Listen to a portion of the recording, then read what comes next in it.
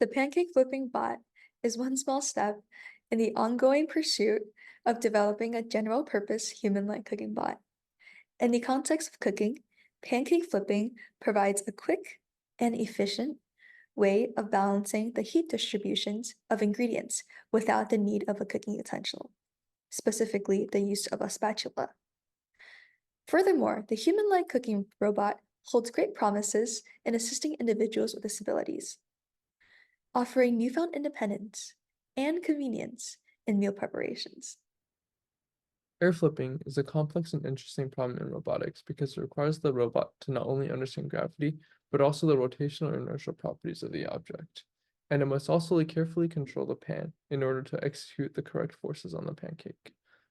Through this project, we have shown that reinforcement learning is a viable way of approaching this problem.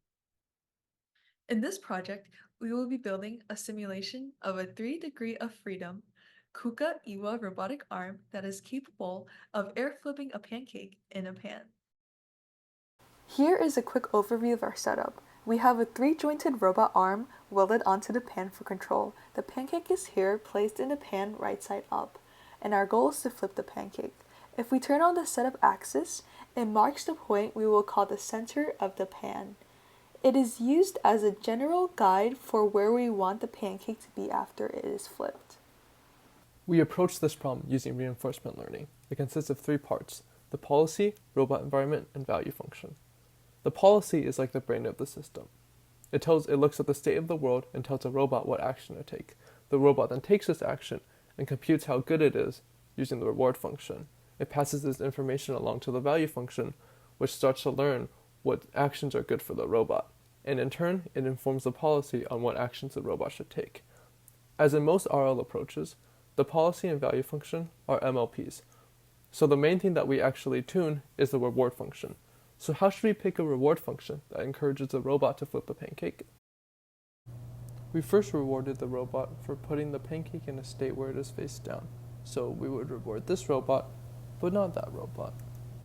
With this reward system, we would be rewarding behaviors like this, where the pancake is pointing in the correct direction but is not quite such a successful flip.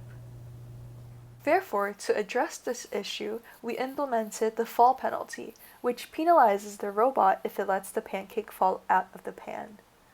In addition to the fall penalty, we also implemented the centering reward, closeness reward, which rewards the pancake for being directly above the pan and rewards the pancake for being close to the pancake.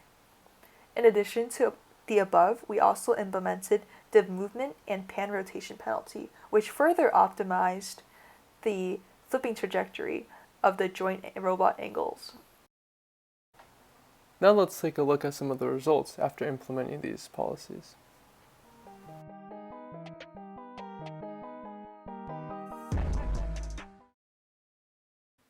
Fantastic, our robot works.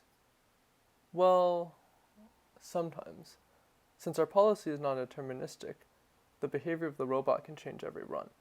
But empirically, we found that it successfully flips the pancake around 2 out of 5 times, which is pretty good for such a complex task. Our explorations of pancake flipping through reinforcement learning has yielded promising outcomes. However, there still exist limitations to our current design.